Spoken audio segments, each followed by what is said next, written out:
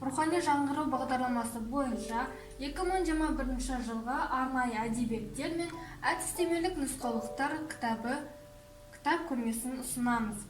Алғашқы кітаптарымыздың бірі болып Шолпан Тоқтарбайқызының «Ана тілі орталығы келіңіздер қазақша сөйлейік» атты арнайы оқу құралы табысталады.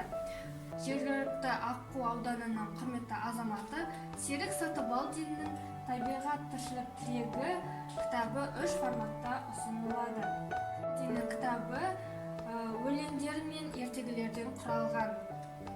Келесі рухани жаңғыру бағдарламасы бойынша Жамбыл Жабаевтың 175 жылдығына орай Өтеген батыр дастаны бір айша және аудиодискіде жарыққа шығарылды.